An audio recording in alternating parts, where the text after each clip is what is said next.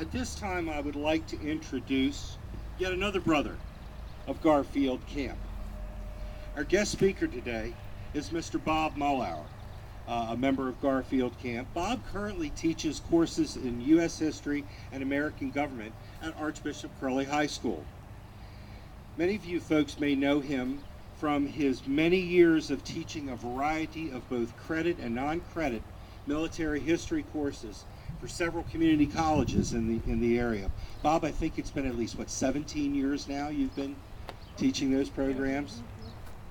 Bob enjoys walking a lot and studying Civil War battlefields as well as those in Europe and the Pacific Theater. We are certainly very proud to call Bob Mullauer a brother, and at this time, please join me in welcoming him to our program.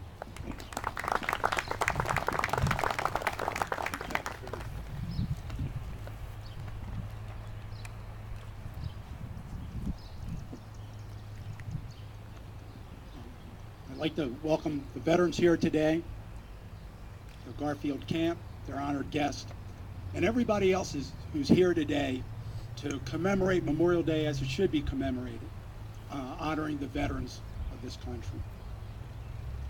My charge from Commander Taylor was, quote, to focus on the role of the common soldier and how the specter of death on the field affected them and their loved ones. The soldier we will commemorate today is Sergeant Neal. Sergeant Neal was a veteran of the 8th Maryland, and there's not a lot in Sergeant Neal's record that survives that we can talk about. So I'd just like to make some general comments and briefly on the common soldier. The role of the common soldier in the Civil War, I think, is obvious, but I like the way it's stated by a Confederate veteran of that war, Sam Watkins, who wrote a great memoir, Company H, Sideshow of the Big Show. Sam Watkins said this about the boys across the line from him: I always shot at privates. They were the ones that did most of the killing. So there you have the role of the common soldier. Why did these men join in the first place? And I'm sure you have as many reasons as you do enlistees, both North and South. But one who enlisted in the Union Army, a man named Caleb Blanchard, put it this way: freedom is just as dear to us now as it was to our forefathers in revolutionary times. You do not want to see the Union and all of our liberties taken from us, and I stand by and not lift my hand to save it. He's writing this to a very special person who doesn't see him in his enlistment as he sees him. And what Caleb Blanchard paid for his call of duty, despite the fact that the enlistment in the Union Army, in his words, were a sacred duty, he found that he had to convince this person, and this person is his wife. And he said, this is hard for me to do because no man loves his wife better than I. Blanchard said, if the country and our nationality is to perish, better that we should all perish and not survive to see it laughing stock for all posterity to be pointed out as the unsuccessful trial of republicanism. Blanchard finished that the national colors was a beacon of hope to the nations of the world. So beneath the headstones we see around us today, there's a simple reminder and a lasting realization that when great challenges come, this nation's common people can and still will show the value of some ideals more than they value their lives.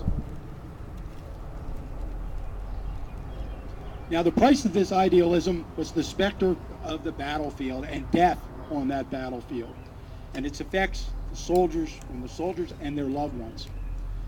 There's a very brief letter, but a letter that I think sums this up. It's from a Confederate. And we can also link Sergeant Neal to this Confederate as well. They were fighting on the same battlefield, Spotsylvania, one of the bloody masses of battles in the Civil War. Sergeant Neal in the 8th Maryland along with two other regiments in the Maryland Brigade, attacked a place called Laurel Hill on the first day of the Battle of Spotsylvania. Maybe 20 minutes, maybe 15, 25, a very short time. They lost 192 soldiers and not quite 700 men that they took into battle.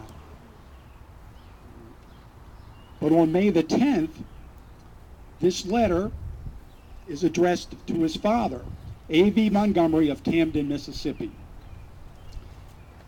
It's dated Spotsylvania Courthouse, Virginia. Dear Father, this is my last letter to you. I went into battle this evening as courier for General Heath. I have been struck by a piece of shell, and my right shoulder is horribly mangled. I know death is inevitable. I am very weak, but I write you because I know you would be delighted to read a word from your dying son.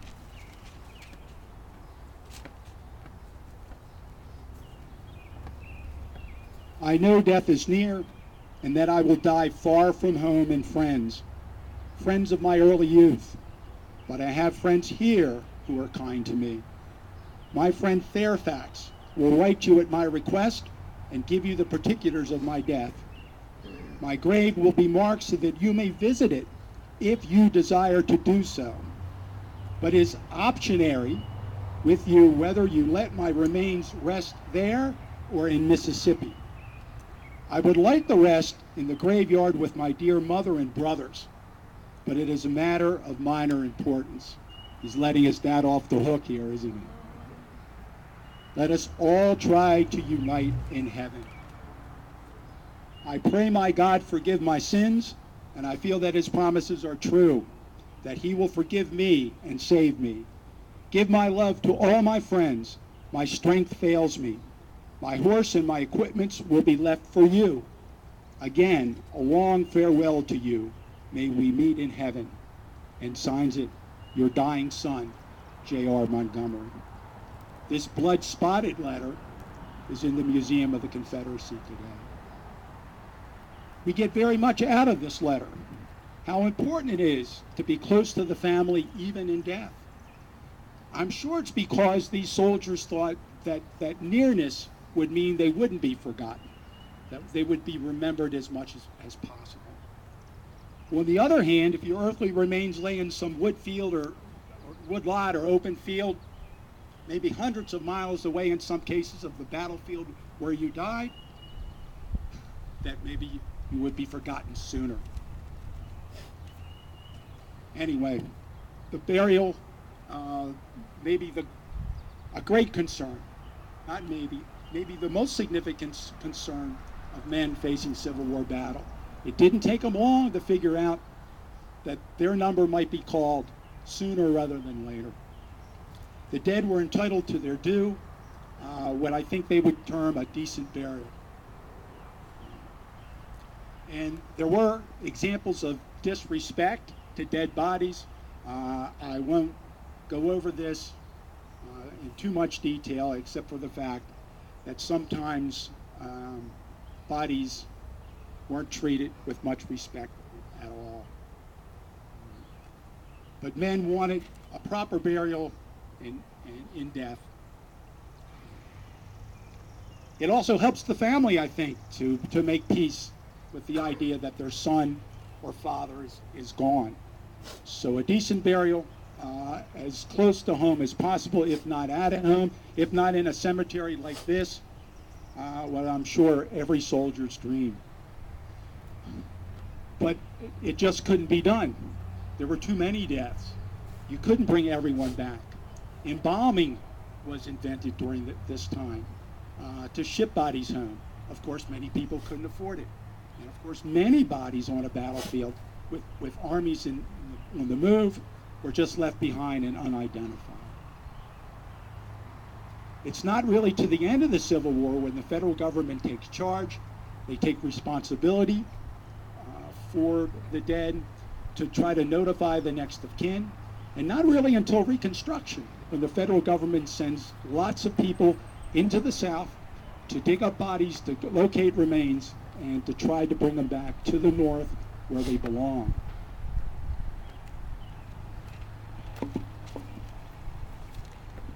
Now, I want to conclude with this. We need to promise ourselves today that we're never going to forget these individual Civil War veterans that we honor today, like Sergeant Neal, buried in hundreds of small local cemeteries all over the United States, or any of the dead from the American wars.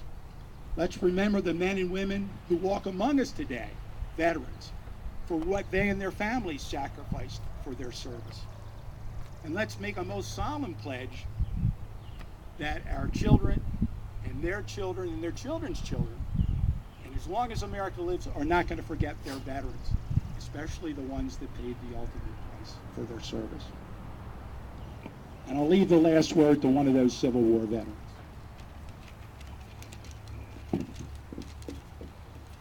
He's writing his memoirs after the war, and he writes this. He closes them with this. From those who have lived to return comes no words of regret. They are content in that their duty is done, and well done. What matters the loss of all those years? What matters the trials, the sickness, the wounds? What we went out to do is done.